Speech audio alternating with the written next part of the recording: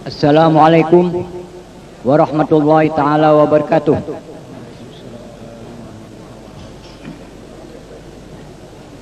Para hadirin sekalian yang kami hormati, acara Haul Syekh Muhammad Arsyad Al-Banjari yang ke-197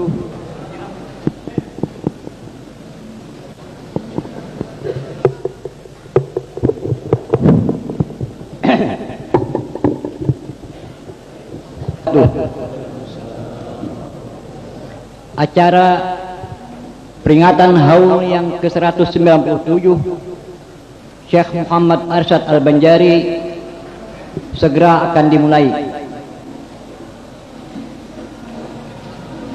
Untayan acara pada malam hari ini dimulai dengan pembukaan, kemudian disusul dengan pengajian Al-Quran yang akan disampaikan oleh saudara Haji Mawardi Ijum, dan diteruskan dengan pembacaan manaqib Syekh Muhammad Arsyad Al-Banjari. Seterusnya pembacaan maulid dan tahlil, Yasin dan tahlil. Demikian susun acara pada hari ini. Maka marilah acara pada hari ini kita mulai dengan mengucapkan basmalah. Bismillahirrahmanirrahim.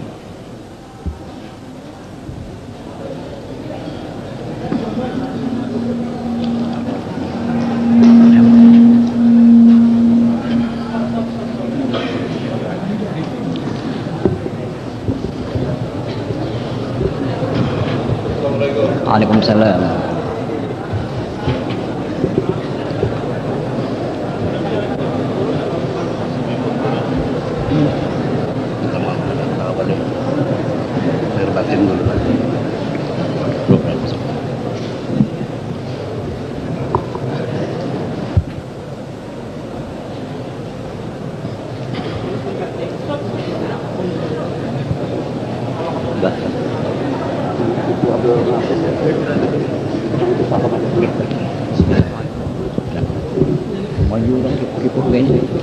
Orang kipuh kayaknya.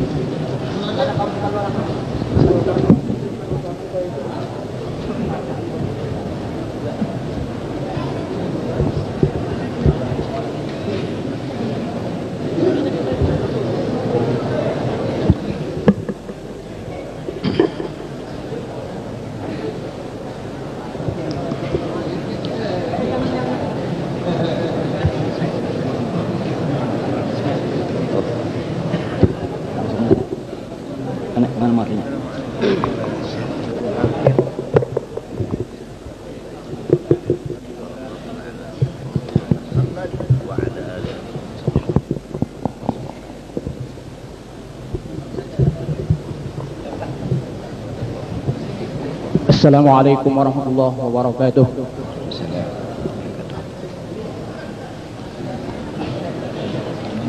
A'udzu billahi minasy syaithanir rajim.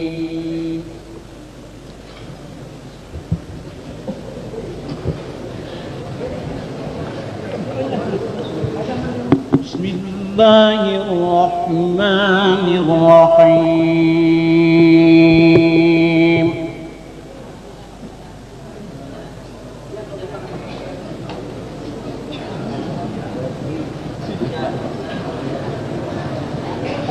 رب اجعلني مقيم الصلاة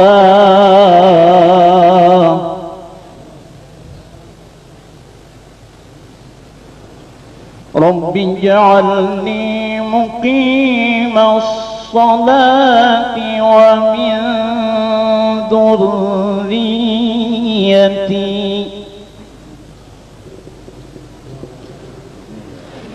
ربنا وتقبل دعاء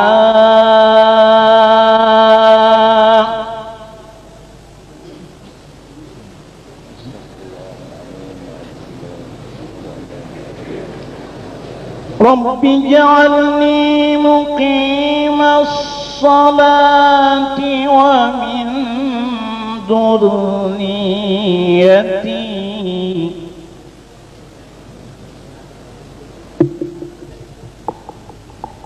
ربنا تقبل دعائي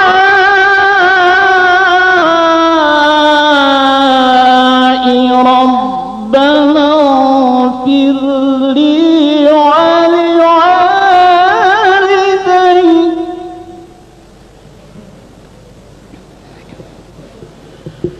ربنا اغفر لي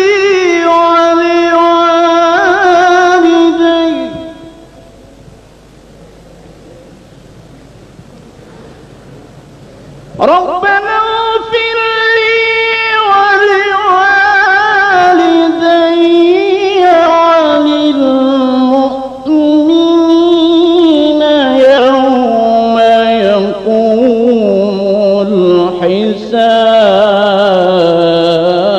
الحساب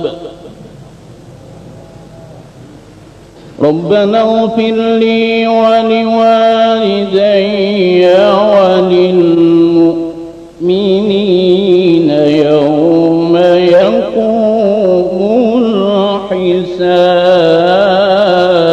الحساب صدق الله العظيم.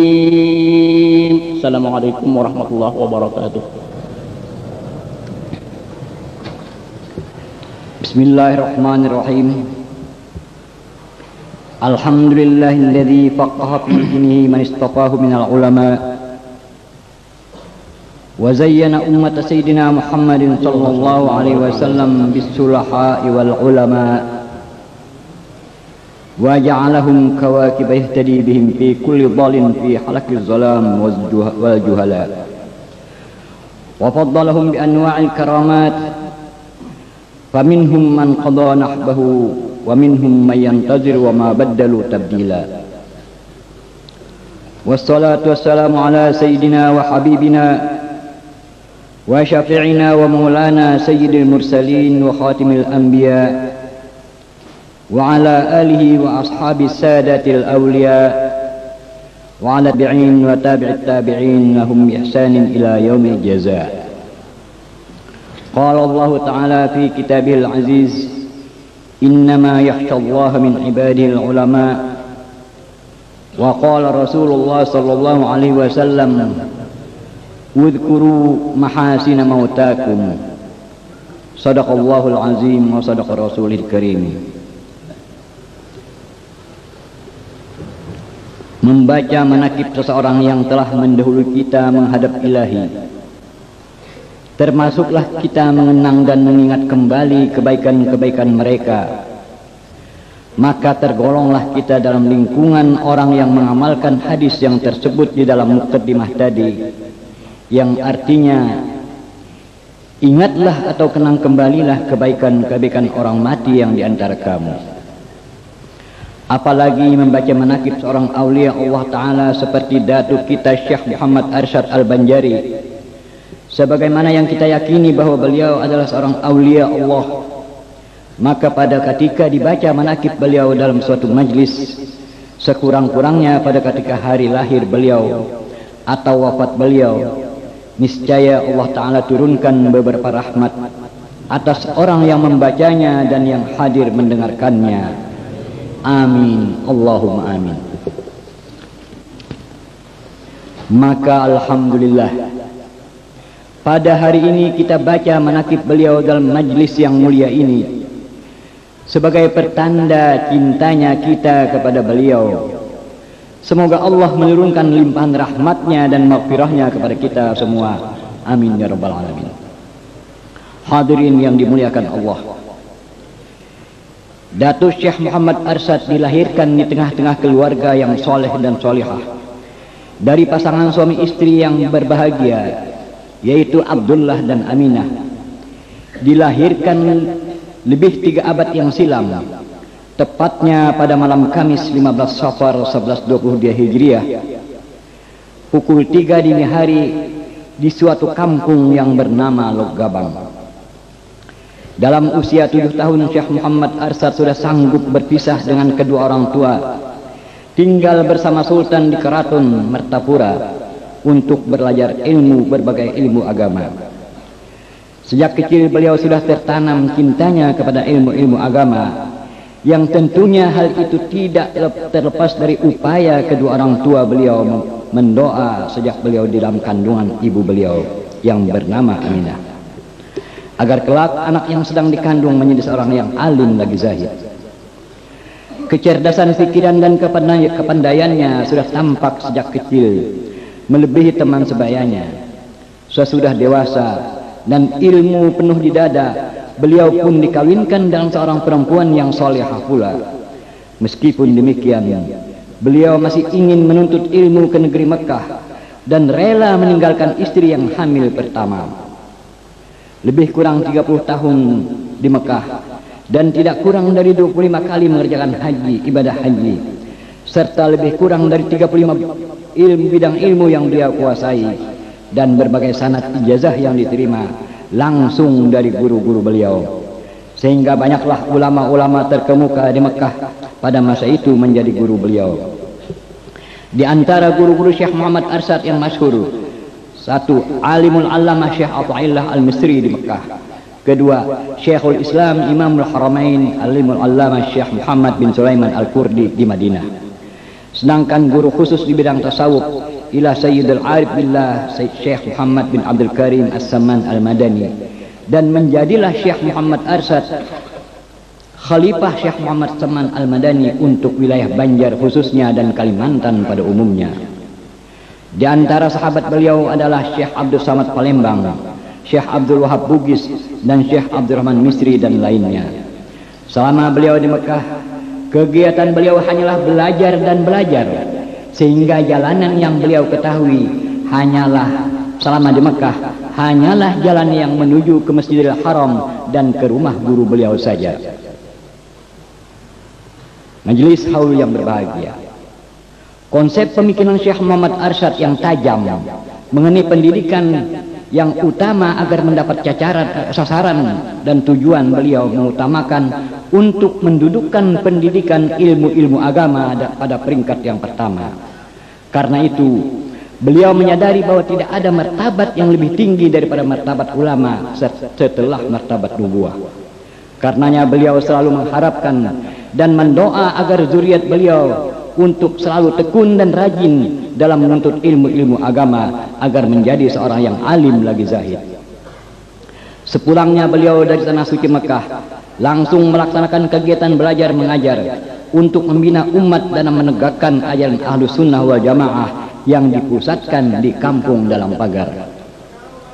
Di samping kegiatan beliau belajar dan mengajar, beliau juga berupaya meningkatkan taraf hidup masyarakat di bidang pertanian dengan cara membuat irigasi sehingga lahan yang non produktif menjadi lahan yang produktif, dan para pendidik dan anak didik dapat mandiri dan tidak ketergantungan kepada orang lain. Setelah sekian lama kegiatan belajar dan mengajar terlaksana, pertanian sudah maju dan penghasilan masyarakat pun sudah meningkat. Maka untuk tersebarnya dakwah Syekh Muhammad Arsyad ke segenap penjuru, beliau kirim anak-anak beliau dan anak cucu beliau yang sudah alim dan mampu mengemban misi dakwahnya yang digariskan oleh beliau ke berbagai daerah, seperti yang dapat kita lihat antara lain Alimul Allamah Qadhi Haji Abu Naim bin Syekh Muhammad Arsyad, beliau kirim ke negara dan kawin di sana, melahirkan beberapa orang anak dan cucu yang alim-alim pula. Alimul Allamah Mufti Haji Jamaluddin bin Syekh Muhammad Arsyad, beliau kirim ke Marabahan dan kawin di sana, melahirkan Alimul Allamah Qadhi Haji Abdul Samad, dan kemudian Qadhi Haji Abdul Samad kawin di Marabahan, melahirkan beberapa anak cucu yang alim pula. Hadirin yang berbahagia, di antara karamat Syekh Muhammad Arsyad, sewaktu beliau di Betawi sempat membetulkan arah kiblat jembatan 5 dengan cara mengacungkan tangan baju beliau ke arah orang di depannya, maka terlihatlah Baitullah di sela-sela tangan baju beliau. Kedua, sewaktu beliau sedang mengikuti pengajian, maka setelah istirahat lalu beliau bercerita tentang buah-buahan di negeri Banjar, di antaranya buah duren yang sangat disukai orang Banjar. Maka timbul selera keinginan orang-orang yang mendengarnya untuk mencicipi buahnya. Tiba-tiba Syekh Muhammad Arsyad mengulurkan tangan beliau ke belakang, dan ternyata ada sebiji duren di tangan beliau yang sedang masak dan harum baunya. Lalu disuguhkanlah kepada guru beliau dan sahabat-sahabat beliau ketika itu. Demikian di antara karamat beliau yang sangat banyak, namun hanya inilah yang dapat disampaikan. Majelis haul yang berbahagia, dengan memperhatikan riwayat tersebut di atas, maka dakwah Syekh Muhammad Arsyad tersebar ke segala penjuru, bukan saja di Kalimantan Selatan, bahkan sampai ke Kalimantan Timur, Kalimantan Barat, Kalimantan Tengah, dan wilayah Kalimantan Utara. Di samping itu pula Syekh Muhammad Arsyad juga berdakwah melalui tulisan, dan karya tulis beliau yang tersebar adalah kitab Sabilal Muhtadin, yang sampai pada saat ini masih dibaca orang baik di Kalimantan, Jawa, Sumatera, dan Malaysia. Lebih kurang 41 tahun beliau berkiprah dalam berdakwah baik secara lisan maupun tulisan, dakwah bilhal, dan dalam mencetak anak dan cucu serta para muridnya untuk menjadi seorang yang alim lagi zahid dengan penuh gairah dan semangat. Akhirnya lesulah jasmani dan lemahlah tenaga, sehingga suasana haru dan cemas pun selalu menyelimuti jiwa anak cucu beliau, karena khawatir akan kehilangan orang tua atau ayah, nenek, dan pembimbing dalam meniti kehidupan. Namun akhirnya kecemasan dan kekhawatiran ditinggalkan, tak dapat dielakkan. Maka kembalilah jadinya Maulana Syekh Muhammad Arsyad dengan jiwa yang damai memenuhi panggilan ilahi pada malam Selasa 6 Syawal 1227 Hijriah antara Isya dan Maghrib. Inna lillahi wa inna ilaihi raji'un. Seiring dengan derayan air mata duka anak cucu dan kerabat serta para murid, hujan pun turun dengan derasnya sehingga membanjiri sungai-sungai yang memungkinkan wasiat Syekh Muhammad Arsyad dilaksanakan untuk dimakamkan di Kalampayan.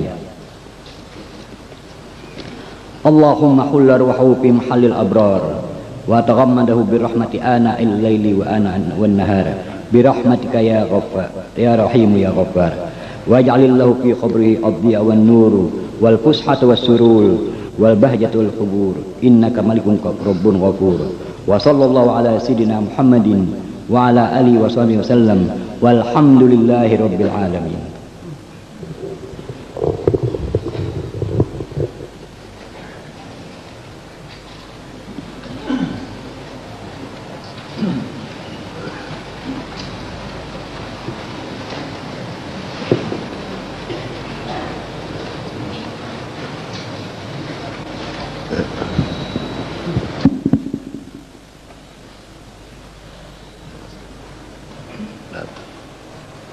Bapak.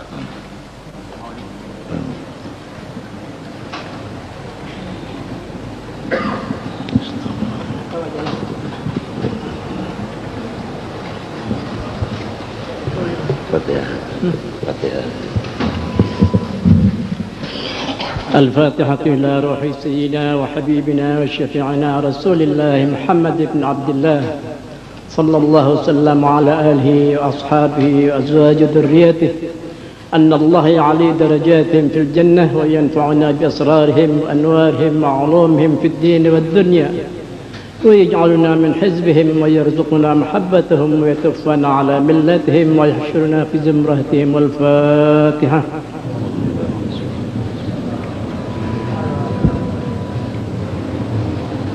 نعبد وإياك نستعين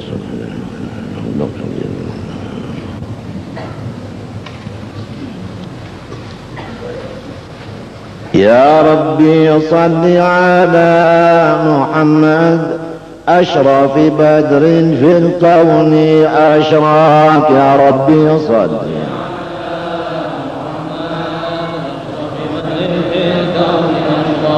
يا رب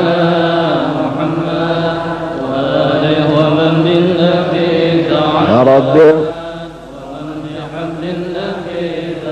يا رب صل على محمد يا رب صل عليه وسلم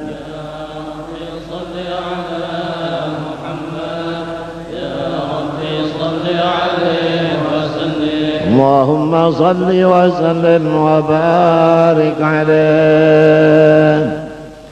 أعوذ بالله من الشيطان الرجيم. لقد جاءكم رسول من أنفسكم عزيز عليه ما عنتم حريص عليكم بالمؤمنين رؤوف رحيم. فإن تولوا فقل حسبي الله لا إله إلا هو عليه توكلت وهو رب العرش العظيم. إن الله وملائكته يصلون على النبي يا أيها الذين آمنوا صلوا عليه وسلموا تسليما.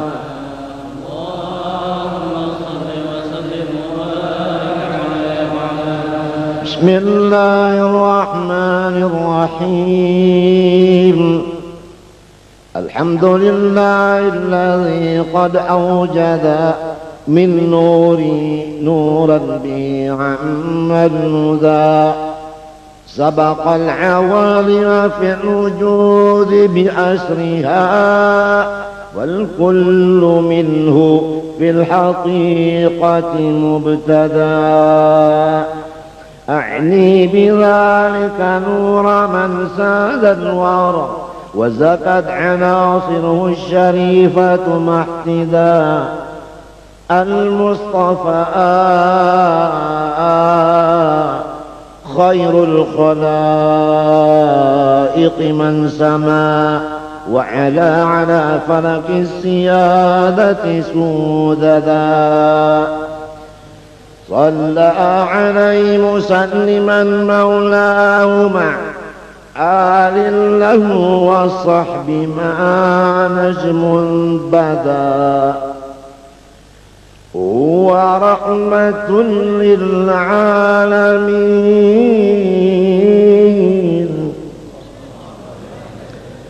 ونعمة فاضت على كل البرية بالندى. هذا وأرجو الله من إفضاله عونا على نظمي لمولد أحمدا كي تنعش الأرواح عند سماعه وتقلد الأسماع ذرا مضهدا.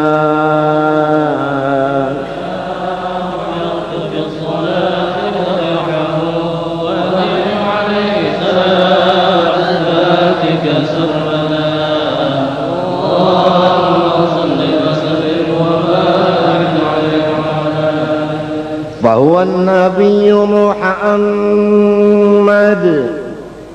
ابن ذبيح من كان عبد الله كفا سيدا.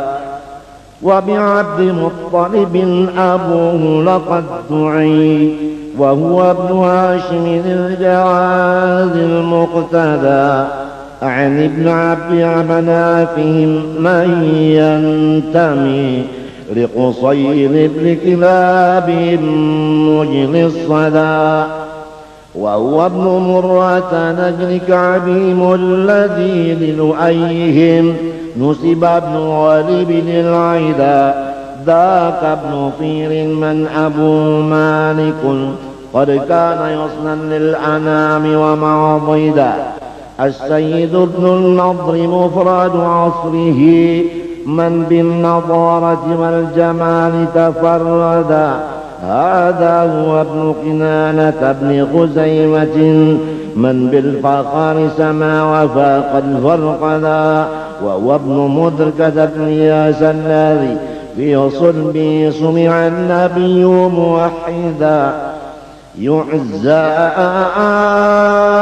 إلى مضر وابن نزارهم أعني بابن معد من أرشدا.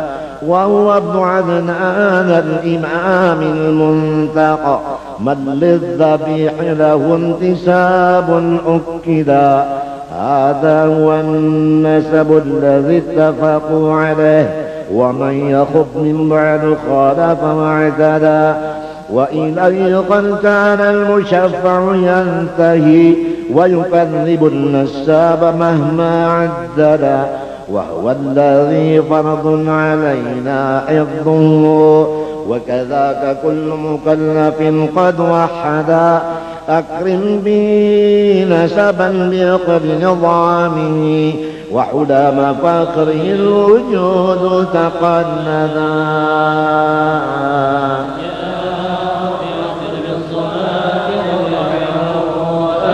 عليه سلامتك سرمدا.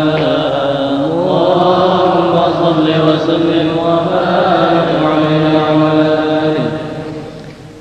هذا أولنا أن أرادينا هنا إظهار السر الموصول الأسعدا. اختص آمنة الرضا أما له، ولما أن أراد إلهنا إظهار السر الموصول الأسعدا، اختص آمنة الرضا أما له، ولها به أما لنا وتعبدا. حملت بجوهره الشريف،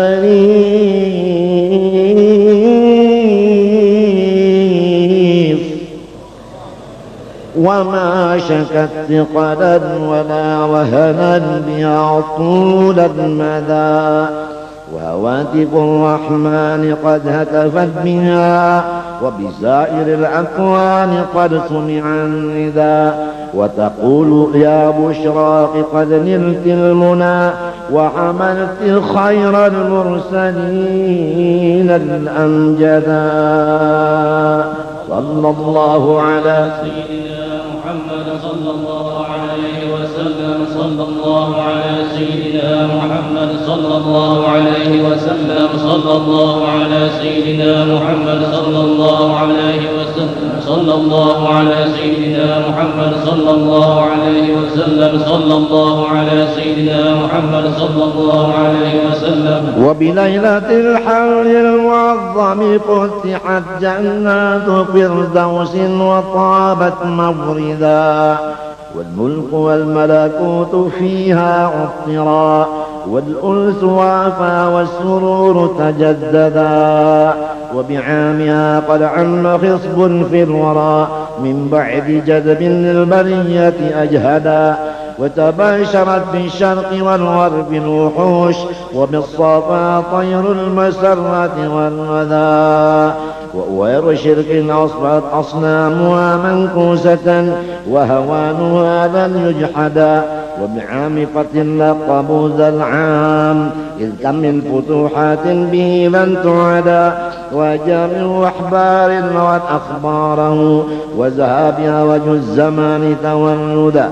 وتقول حان ظهور بدر السعد من أفق العلا، لنرى الحبيب ونسعدا. في عامه كل النساء كرامة للمصطفى، حملت ذكورا رشدا. في عامه كل النساء كرامة للمصطفى، حملت ذكورا رشدا.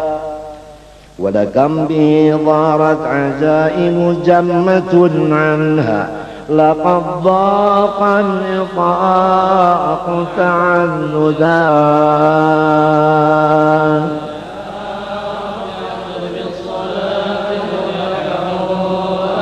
عليه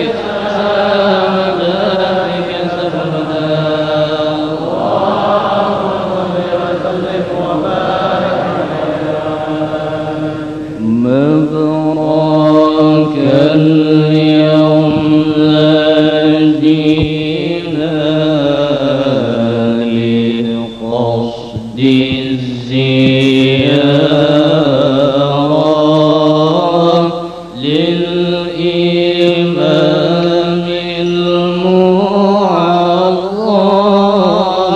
كنزنا والتجارة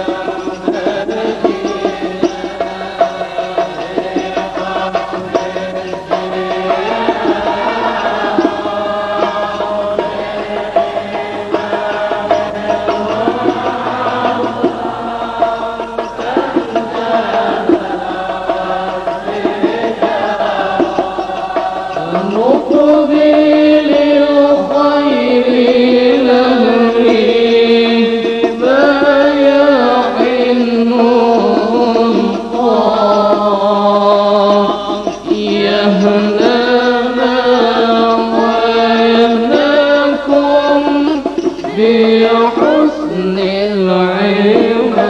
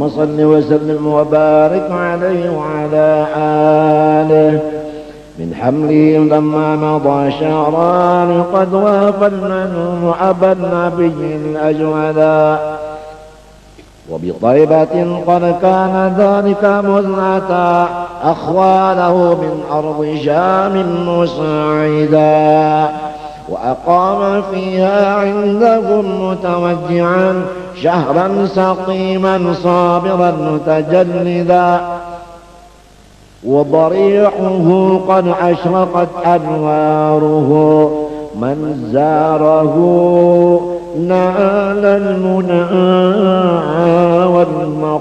والمقصدا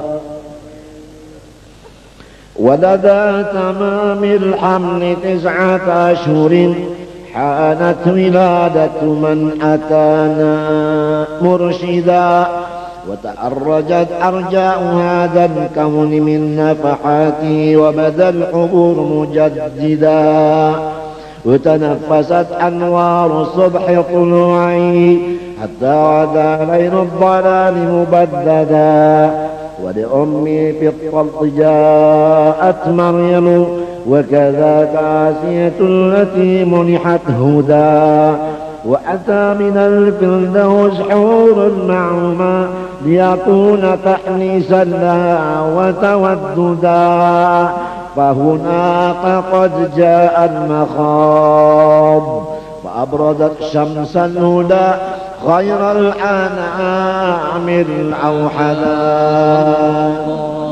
على محمد صلى الله عليه وسلم صلى الله على محمد صلى الله عليه وسلم صلى الله على محمد يا ربي صل وسلم طلع البدر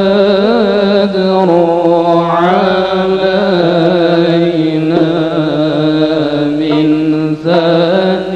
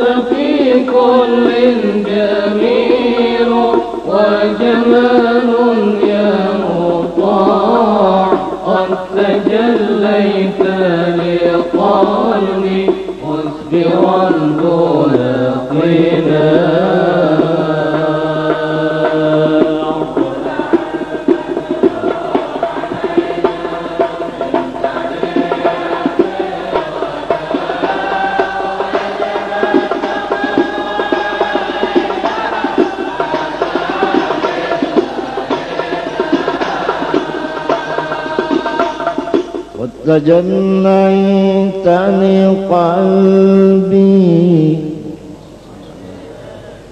يا رسول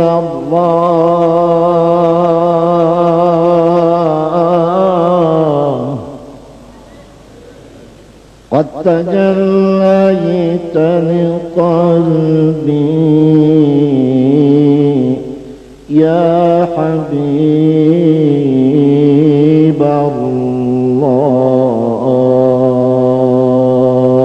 الله قد تجليت وقد ظهرت وقد ملأت قلبي يا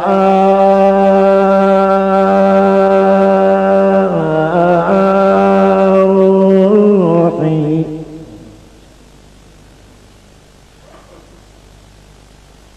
قد ملأت قلبي وجسدي يا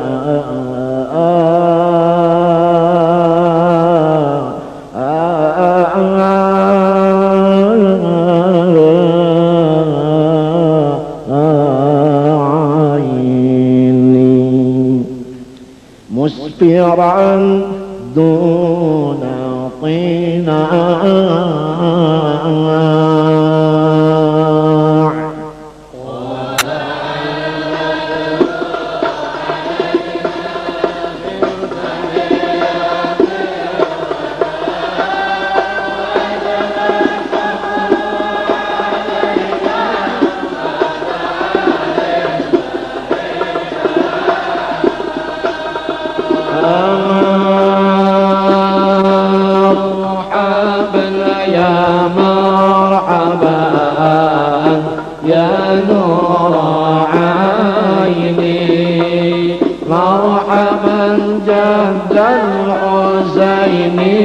مرحبا مرحبا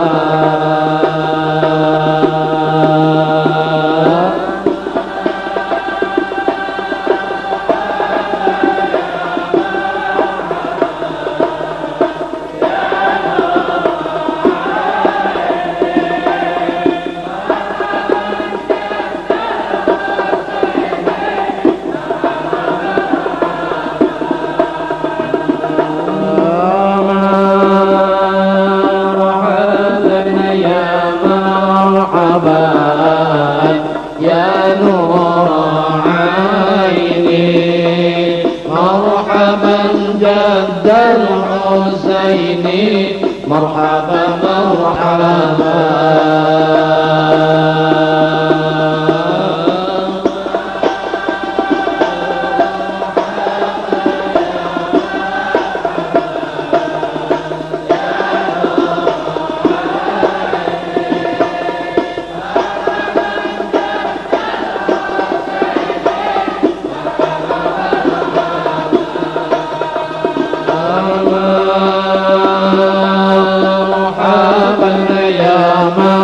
مرحبا يا نور عيني مرحبا جد الحسين مرحبا مرحبا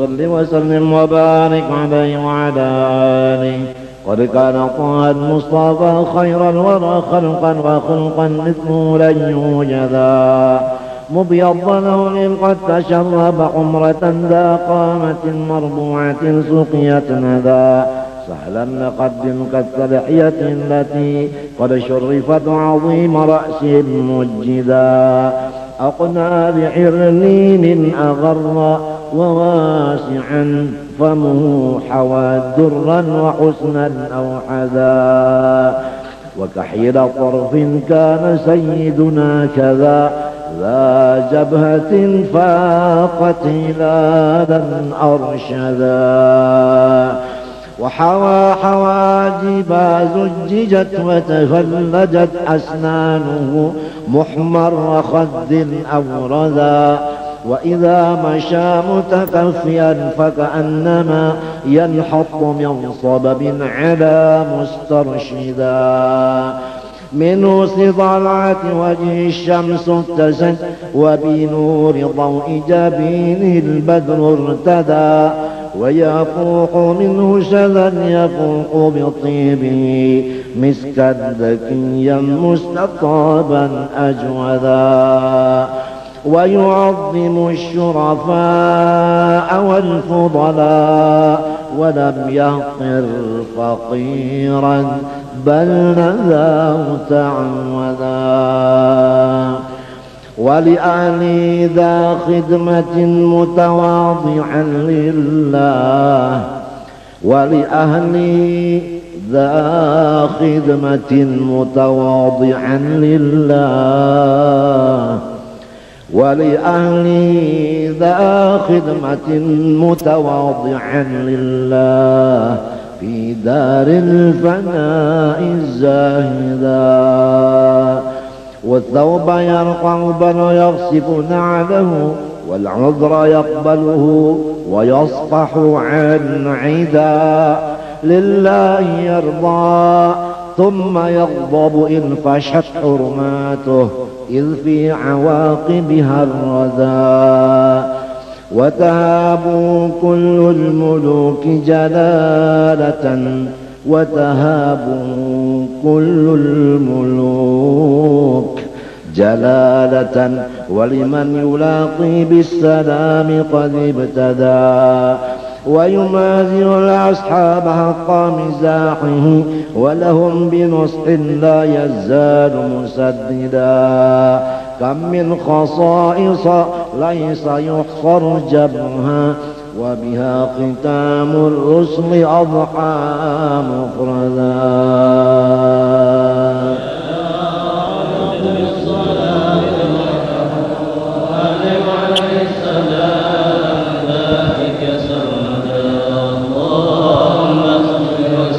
وبارك عليها. بسم الله الرحمن الرحيم. وإلهنا قد تم ما رمناه من نضب بمولده زها متفردا فلنسأل المولى المقدس ولنقل يا من إليه المنتهى والمبتدى ندعوك يا غوث العباد بجاهه كن في الخطوب لنا معينا منجدا وعلى عوائدك الحسان فأجرنا فالكل أضحى بالجميل معودا وبما نؤمل يا كريم فجد لنا فضلا وكن بالجود منك مزودا وامنا بصرف النفس عن شهواتها وافكك فؤادا في هواه تقيدا ومن الجرائم تب علينا واهدنا واغفر لكل ما جنى وتعمدا وامنن بعافية لمرضانا وجد باللطف يا من بالمكارم عولا وامن بعافية لمرضانا وجد باللطف يا من بالمكارم عولا وامن بعافية لمرضانا وجد باللطف يا من بالمكارم عولا وبحلة الإيمان حل قلوبنا ولنا ولها بأنوار المعارف أسعدا وإلى سواك فلا تكلنا واسقنا غوثا مغيثا للبرية جيدا واحرس حما طه وأزل خيره واخذل لمن قد رام سوءا أوردا وكذا بلاد المسلمين احفظ لها جمعا وبالفرج القريب تعهدا وكذا بلاد المسلمين احفظ لها جمعا وبالفرج القريب تعهدا وانظر إلى سلطاننا بعناية وانصر به الشرع الحنيف ومهدا ولديننا ثبت وقوي يقيننا كيما يقينا ما نحاضره غدا ونفوز من خير الورى بشفاعة ونحوز في جنات عدن مقعدا ونفوز من خير الورى بشفاعة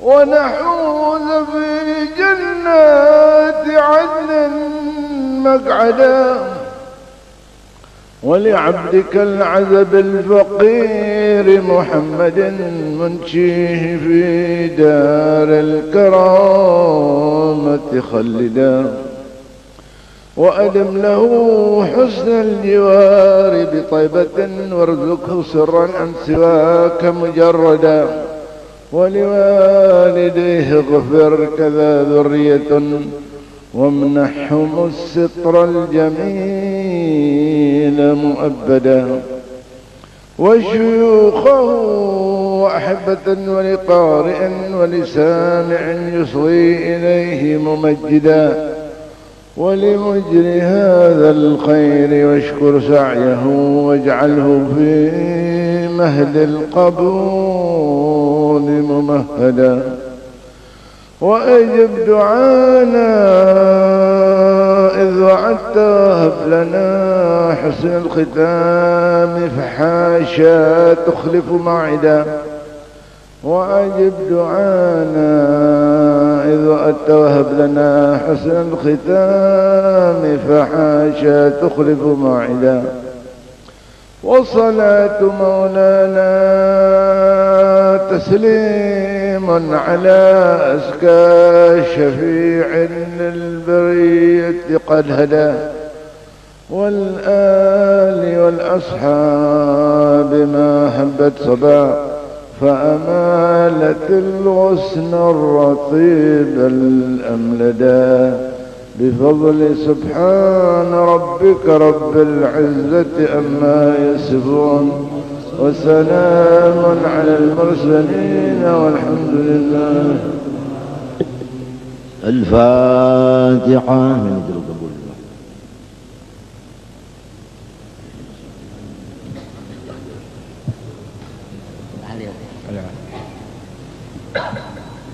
غفر الله عبدا قال لا إله إلا الله لا إله إلا الله لا إله إلا الله لا إله إلا الله لا إله إلا الله لا إله إلا الله لا إله إلا الله لا إله إلا الله لا إله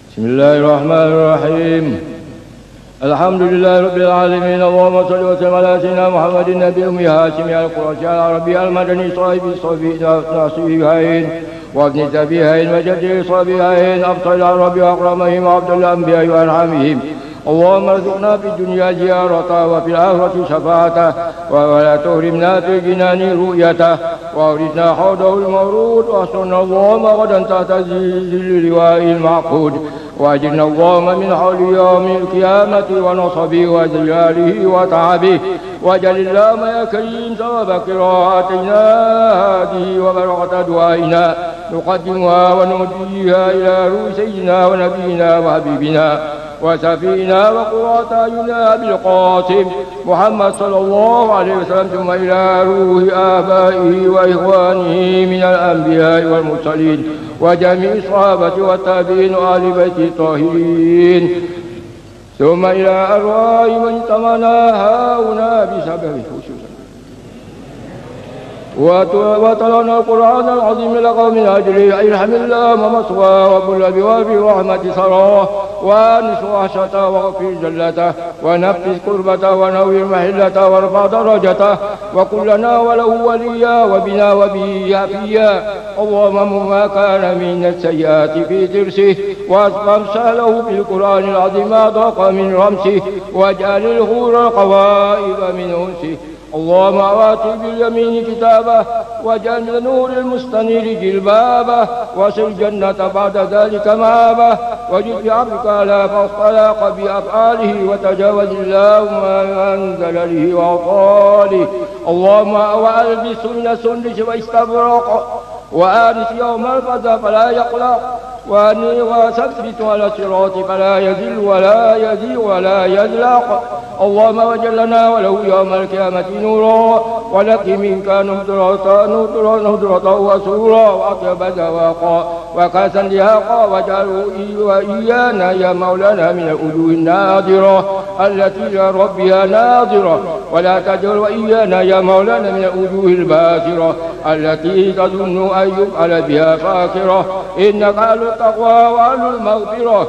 اللهم أهل القبور من المسلمين والمسلمات والمؤمنين والمؤمنات أدخل اللهم عليهم يا كريم في قبور الروح والريحان والفسحة والرضوان والبشارة والأمان بجوارك في رفيع الجنان إنك عليم منان. اللهم نحن عبيدك الفقراء الضعفاء والمساكين المحتاجون المقتلون ارحمنا إذا سرنا إلى ما صاروا إليه قبلنا فبارك اللهم لهم فيما صاروا إليه ولنا واجعل في بروانا ولا ترانا واجعل ملك الموت عليه السلام قبل أرواحنا رؤوفا رحيما حفيا ورافق اللهم بنا وبه وجميع المسلمين ومن كان صديقا نبيا في جناتك التي لا يسمعون فيها لغوا إلا سلاما ولهم رزقهم فيها بكرة وعصيا دعواهم فيها سبحانك اللهم وتحيتهم فيها سلام ودعوانا أن الحمد لله رب العالمين.